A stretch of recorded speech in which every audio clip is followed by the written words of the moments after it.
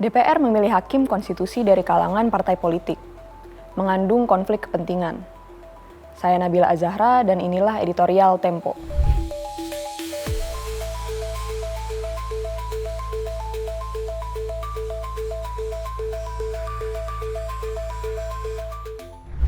Politikus tak pernah membiarkan Mahkamah Konstitusi menjadi lembaga yang benar-benar independen. Bagi mereka, lembaga yang lahir setelah reformasi 1998 itu akan menjadi batu sandungan jika dibiarkan bekerja sesuai dengan hitah pendiriannya. Kini, operasi pelemahan itu datang dari Dewan Perwakilan Rakyat.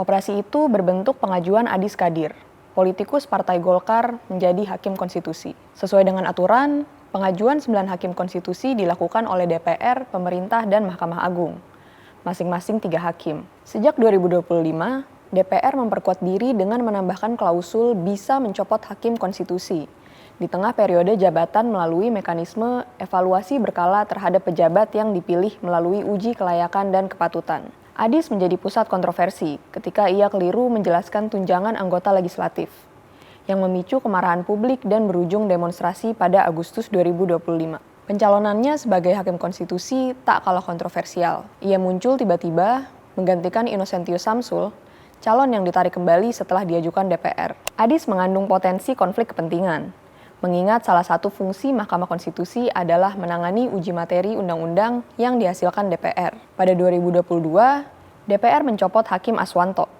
yang bersama 4 hakim konstitusi lain memutuskan bahwa Undang-Undang Cipta Kerja inkonstitusional bersyarat.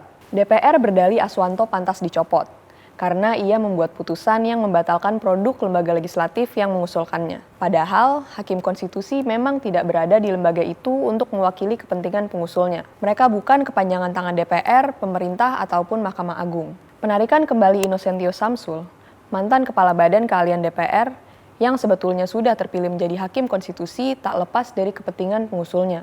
Ia diganti karena dianggap enggan berjanji menjaga kepentingan DPR di Mahkamah Konstitusi. DPR mencegah pembatalan undang-undang di Mahkamah Konstitusi melalui penempatan orang, bukan memperbaiki kualitas dan proses penyusunannya. Upaya menguasai Mahkamah Konstitusi telah bergulir sebelumnya. Undang-undang Mahkamah Konstitusi sudah 3 kali direvisi DPR. Mereka telah mengubah pasal mengenai batas usia hakim saat pengangkatan dan pembatasan masa jabatan hakim. Usaha mencegah Mahkamah Konstitusi independen berlangsung secara sistematis, masif, dan terstruktur. Mahkamah Konstitusi sebenarnya dalam masa menuju tren positif. Lembaga ini menghasilkan sejumlah putusan yang sesuai dengan prinsip negara demokrasi, antara lain tentang penempatan anggota kepolisian pada jabatan sipil.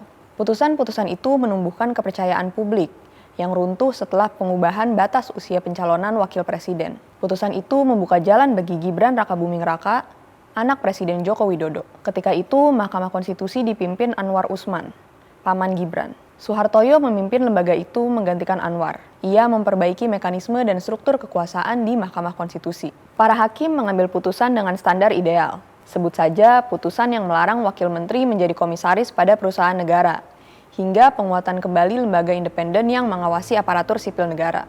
Namun, tegaknya independensi Mahkamah Konstitusi merupakan ancaman bagi para politikus di DPR. Simak editorial dan liputan selengkapnya hanya di tempo.co.